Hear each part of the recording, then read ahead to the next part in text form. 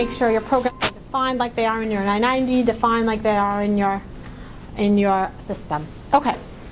Another very interesting point is called joint costs. Okay, so what basically happened is a number of years ago, somebody came up with this idea. I send out a letter every year to raise money, right? We send out a fundraising letter every year. We ask for money. And somebody came up with this brilliant idea. If instead of just sending out a fundraising letter, if I add to there a few sentences that say, oh, this is what our organization is about. We're about saving the whales. I'm going to tell you how to save the whales also in our letter. Then what happens? All of a sudden, I could consider the expense of this mailing a program expense, right? Our purpose is teaching people how to save the whales. I included 2 sentences in my mailing. The rest of it, I'm asking for money. But all of a sudden, I'm calling this a program expense and not a fundraising expense, right?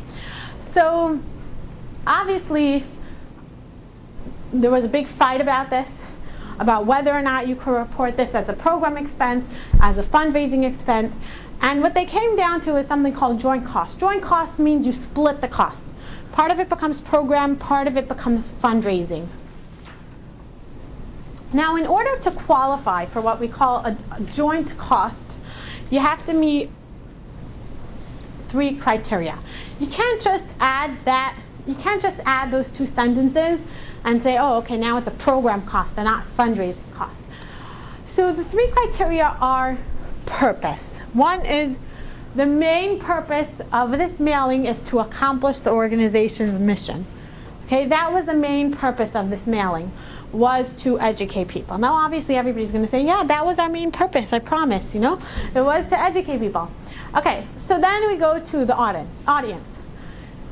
Again, the audience has to be selected to fulfill the organization's mission rather than to fulfill the organization's needs for funds. If you're only sending this out to very wealthy people who you think have a lot of extra money to donate to you, that doesn't count. You know, you have to be sending it to whoever you think can benefit from this. You know, if you provide child services, educational services, and you're not sending this out to everybody who has children at home, you're sending this out to, you know, old retired adults, then that's not reaching your audience of the services you're trying to provide. Okay? And again, the last one is the content must support the organization's mission. The content has to be in some way serving a purpose to the organization's mission. This is something that you shouldn't really take lightly. They look at a lot. The minute you put some joint cost, you split costs, the IRS gets suspicious, and they like to come down and look at these things a lot. So again, you are allowed to, but you really have to make sure that you fill these 3 purposes, because it's something they look at a lot. It's something that people take advantage of a lot. Yeah? So using your example, how do you actually split the cost of that mailing or something between those 2? Usually it's a 50-50. That's what usually happens. So if you're telling a group of people that one of your purposes is to save the whales, the money that you get back from these people, don't you have to use some of that money to save the whales? Oh, well, all of it has to be to save the whales. Okay. Yeah, if that's what you're saying your purpose is, then all of that money has to be spent on that. Oh, so you The expense, what we're talking about is splitting up the expense part of it. How much do I call program, and how much do I consider fundraising? Okay, so if you're educating people about how to save the whales, and not just asking them for money, then you would be entitled to put 50% of it into program and 50% into fundraising. The statement of cash flows is actually some people's favorite. It's not my favorite, and I'll tell you why. The statement of cash flows tells you what cash came in and went out during the year. A lot of people love it because they say, hey, it's telling me all about my money. How much money came in, how much money came out. The reason I don't like it is because it's very misleading. It doesn't actually tell you a lot of information. Even though you think you're getting so much information from it, the real truth is it's very misleading. It's only showing you the cash. It's not showing you the accrual. It's not showing you money you earned. It's not showing you money that you're supposed to get. It's very, very misleading. Which is why I really think that the statement of cash flows, you should only look at when you're done everything else. Don't pay too much attention to it. Look at it, pay attention. Obviously, it's important to keep track of cash, but you really can get a lot more information about your cash from the balance sheet, from your income statement. So I don't like when people focus too much on the statement of cash flows. We'll go through it a little bit. Again, what happens in the statement of cash flows is what we say, it tunes out the accounting noise created by accrual accounting. It doesn't tell you about all those things that we accrue, money that you earned that you didn't get paid yet, money that you owed, that you owe other people. You owe other people money, it's not going to show up on the statement of cash flows. All these other accounting terms of what we call accrual accounting doesn't show up on the statement of cash flows. Again, it doesn't reflect income. Just because the money shows up as cash balance doesn't reflect income. Okay, so what is the statement of cash flows? All it is it shows the difference in balances on your balance sheet from year to year. That's all. Well, okay, let's backtrack again. There's two types of statement of cash flows. There's what we call the direct and the indirect method. Okay, does anybody know the difference? Okay. The direct method starts off with cash at the beginning of the year.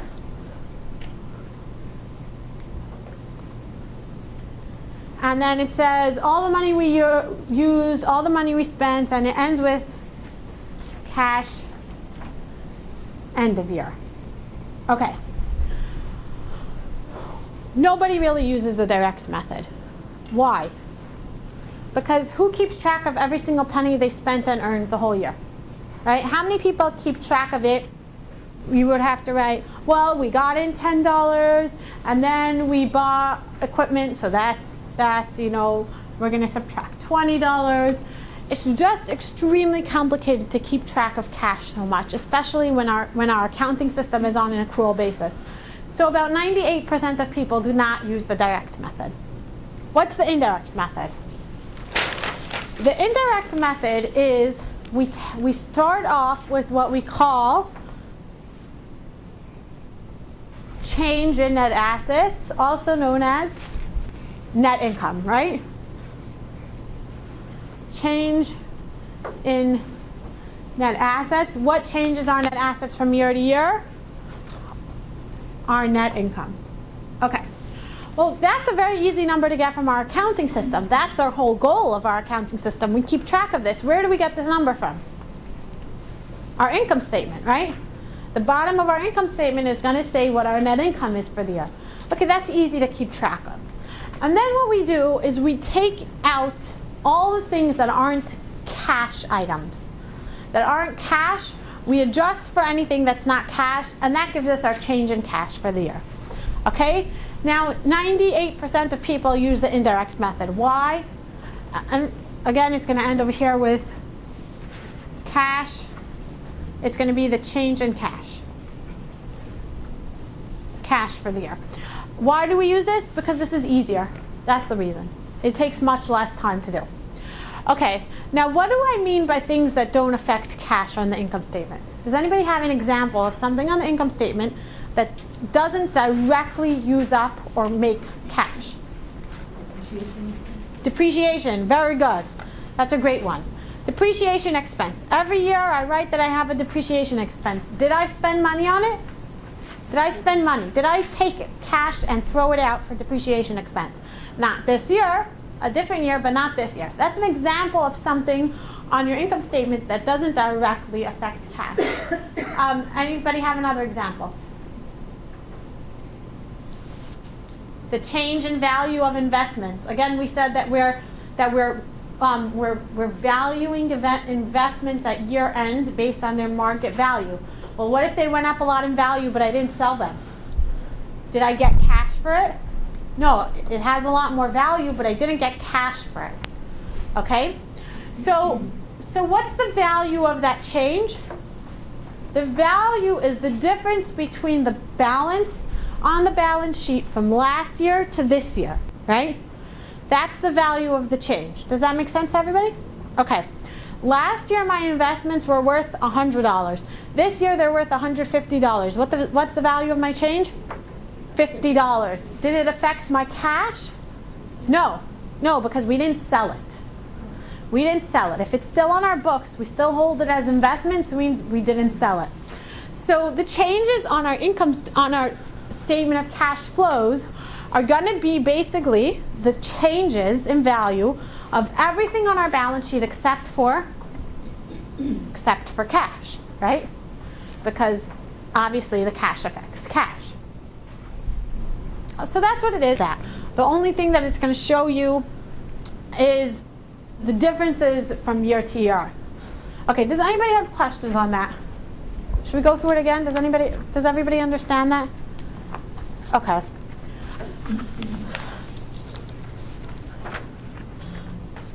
Okay. Now that we went through the basics, the statement of cash flows is divided into three categories. We sort of take all our changes and we arrange them in three different categories. We're what we call operating activities. Operating activities means the general operations of our organization. We would have in there our depreciation expense, whatever, probably our depreciation expense, depending. Our changes in contributions receivable, all the general operating things. Investing doesn't only mean investing in other places by purchasing investments. Yeah, investment purchases will be in there, but that's not the only thing it means. It means investing in anything long-term that will help you. For example would be buying new property, buying the new equipment. That's something called investing. Okay? And financing would mean the money you use to get financing for yourself. Loans, a mortgage, any of those things would be reported in financing. So again, let's just go through it again. Operating are your general activities. Investing means when you put money into something that you hope will have a future benefit for you. It doesn't only mean investments. It could mean, again, like we said, buying property, buying real estate, anything that will have a long-term investment for you. And financing activities would be any change in value that helps you finance your operating activities. Example would be a loan, a mortgage, something like that. A financial indicator basically means when I look at the financial statements, what do I look at? What's important to me to know how I'm doing? Some organizations look at net income. That's the most important number for them. Net income. Some organizations, the most important number for them is contributions. How much did I look at for contributions? Some organizations is total expenses, right? Every organization has what they call their financial indicator, which means their most important number that they're focusing on to know how they're doing, okay? So the problem with that is that very often, if, let's say, my financial indicator is net income or contributions, okay? It's contributions. I know that the CEO always looks at what the contributions for the period are, and that's all he looks at. Everything else is not so important for him. So it's easy to sometimes manipulate one value on the financial statement. Obviously, I'm supposed to report contributions. You know, if they're not earned till next year, I'm supposed to earn them next year, but I can report them this year. So when you only have one financial indicator, it's sometimes a little bit easy to manipulate the numbers. And that's why it's important to have more than one, to have at least two important numbers that you look at, so that it's not always, it can't be manipulated so easily. No? Somebody? Somebody? Do you want to share what you wrote? Not really? I have changed in net asset, which is what we normally use as a word. Okay, excellent. Change in net assets, also known as net income. Manipulated the way we do now, because there's so many, everything is not, it's not just that. That needs to be traveled to, take on the balance sheet, I would have a change in net asset. That have to correspond to the income statement. Very good. So once those two ties in, Okay, what about something like how you recognize your revenue? Let's say you recognize revenue too early. Will that manipulate your change in net assets? you see with us, the restricted and unrestricted are inside that whole. Right, but let's say you record a contribution too early. You're going to have an accounts receivable and a contribution recorded too early. That would change. That would be manipulated change in net assets. It would tie in your income statement and balance sheet, and it could manipulate the value. You understand? Okay. Again, it's just something to think about. It's a good indicator because it's hard to manipulate something like that, but it could be manipulated. Okay, don't worry about the manipulation so much. I want you just to pay attention. What else what do you have as your financial indicator? I was doing the wrong thing. I was looking Oh. at ratios. Oh, okay, we're gonna get to that soon.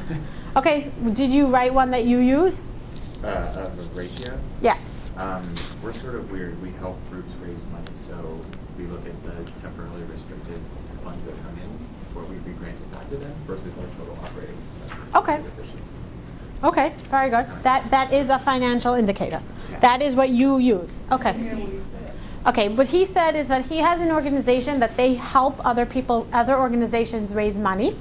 So what he uses as his financial indicator is how much money he raised for other people divided by his operating expenses, if I'm understanding you correctly. Okay, very good. Anybody? These are what we call the simple indicators. I'm sorry. What we're going to go through now is some other indicators that you might use, other ratios that are important to look at when you read financial statements, okay?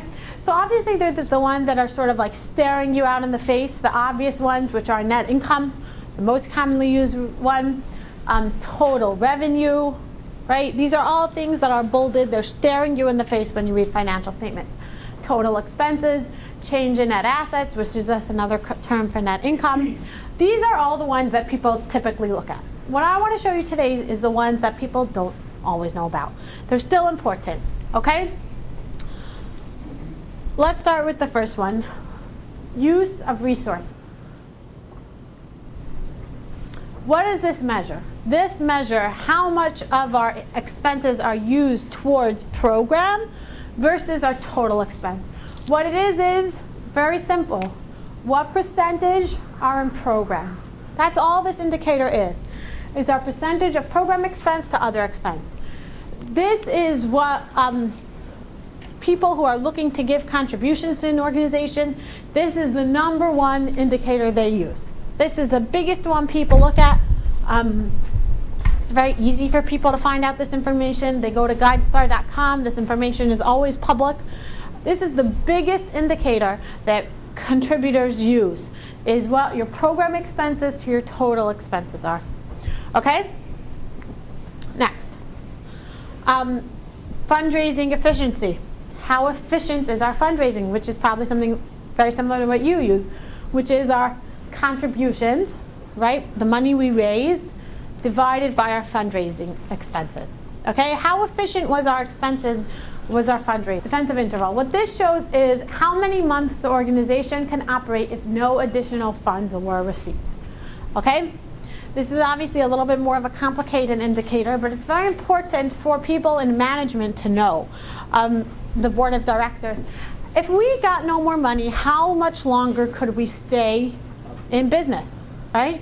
Maybe we can't. Maybe we can't stay another day. Maybe we could last, another few months. Maybe we could last another year or two.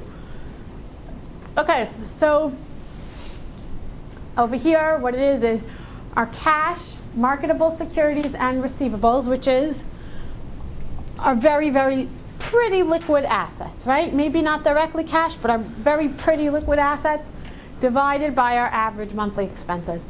It's something important to look at. Again, it's not something that stares you in the face. You have to take out a piece of paper and do it separately, but it's an important thing to look at. How long can we stay in business? Okay, our savings indicator. It measures the increase or decrease in the ability of an organization to add to its net assets, to put away savings. Values greater than 1 indicate a savings. The savings indicator is a simple way to determine if an organization is adding to or using up its net assets, which probably you would say is something important for you, right? You said you're trying to diminish your deficit. So So what this is revenue minus expenses, right, which is our net income divided by the total expenses. That's going to show you whether you're saving money or whether you're using up money. Okay, the current ratio. The current ratio tells you whether you're going to be able to pay your bills this year. Will I be able to pay my bills? How do I do that? The current assets. What are current assets? Who can name me what current assets are? Cash. Very good. That's our biggest current asset. Short-term investments. Anything we could get very quickly. Accounts receivable. What's not considered a current asset? Something like, very good, plant and equipment, inventory. Those are not current assets. So the current assets divided by the current liabilities tells you, will I be able to pay my bills this year? If you have a positive number, it means yes, I'll be able to pay my bills this year. Will I be able to pay my bills next year? I don't know, but for 1 year I know.